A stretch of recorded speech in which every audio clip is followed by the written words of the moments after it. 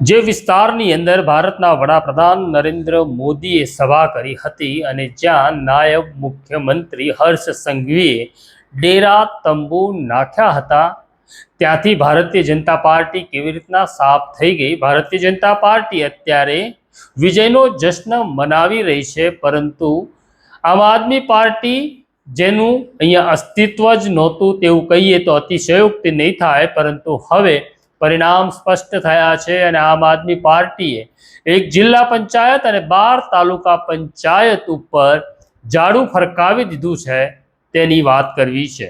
વૈષ્ણવજન તો તેને કહીએ જે પીડ પરાઈ જાનાને રે. નમસ્કાર, નવજીવન ન્યૂઝમાં તમારું સ્વાગત છે અને હું છું તમારો પ્રશાંત દયાળ. વાત કરવી છે આમ આદમી પાર્ટીની.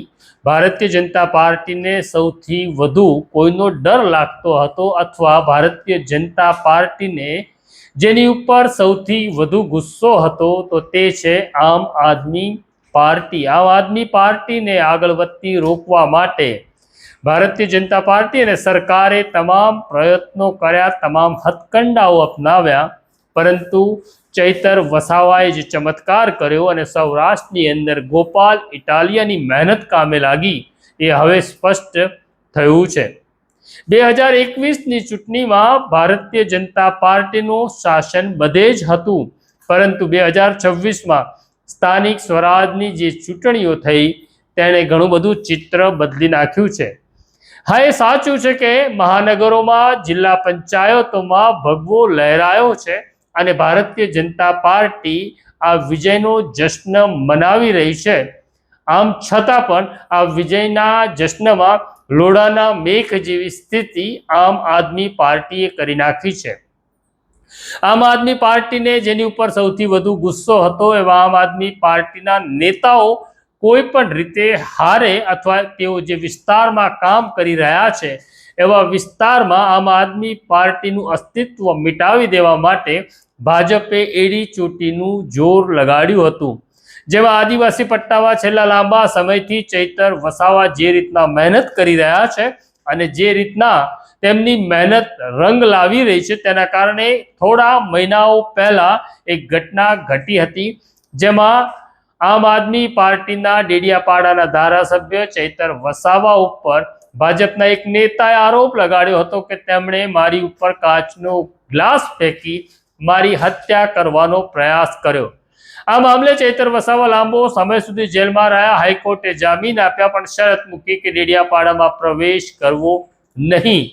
જામીન ઉપર છૂટેલા ચૈતર વસાવાએ પોતાનું વડું મથક રાજપીપળા બનાવી દીધું હતું, પણ ડેડિયાપાડામાં જવાનું નહોતું, માટે તેમણે આસપાસના આદિવાસી પટ્ટાઓમાં ખૂબ મહેનત કરી હતી. ચૈતર વસાવાની તાકાત વધી રહી છે એ ભારતીય જનતા પાર્ટીના ટોપના નેતાઓને પણ ખબર હતી અને એટલે જ બિરસા મુંડાની જન્મ જયંતિ નિમિત્તે ડેડિયાપાડામાં એક સભાનું આયોજન કરવામાં આવ્યું હતું, જેમાં દેશના વડાપ્રધાન નરેન્દ્ર મોદી આવ્યા હતા અને નરેન્દ્ર મોદીની સભામાં આવેલા લોકો કે લાવવામાં આવેલા લોકો જોઈ ભારતીય જનતા પાર્ટીને એવું લાગતું હતું કે હવે સાવરણો સાફ થઈ જશે.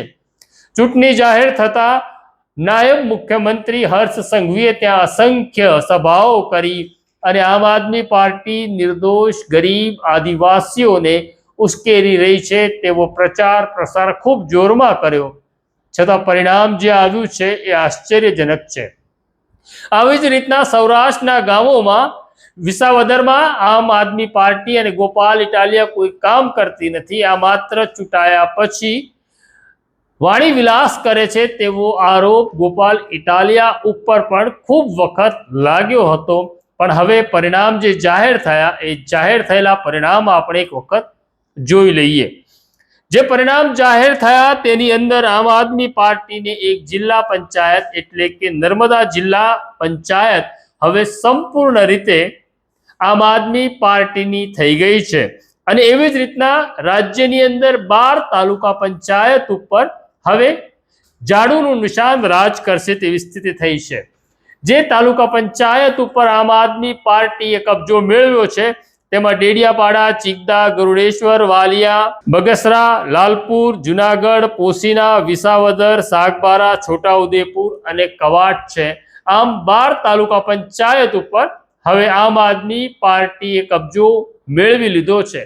આમ આદમી પાર્ટી માટે તો આ ચૂંટણી વકરો એટલો નફો હતી. ભારતીય જનતા પાર્ટી ભલે વિજયનો જશ્ન મનાવતી હોય, પણ આ જે પરિણામો છે, આમ આદમી પાર્ટી જે બેઠકો મેળવી છે, તે ચોક્કસ તેમના માટે ચિંતાજનક છે. કારણ કે 1.5 વર્ષ પછી એટલે કે 2027ના અંતમાં વિધાનસભાની ચૂંટણીઓ આવી રહી છે. આમ તમામ પ્રયત્નો અને તમામ મહેનત પછી આમ આદમી પાર્ટીએ જે કાઠું કાઢ્યું છે તે ખૂબ મોટું છે. આ પ્રકારની સ્ટોરી જોવા માટે નવજીવન ન્યૂઝ જોતા રહો. લાઈક કરો, શેર કરો. અત્યારે મને મારા સાથી જયંત દાફડાને રજા આપો. આવીશ પાછો નવા વિષયને લઈને. નમસ્કાર.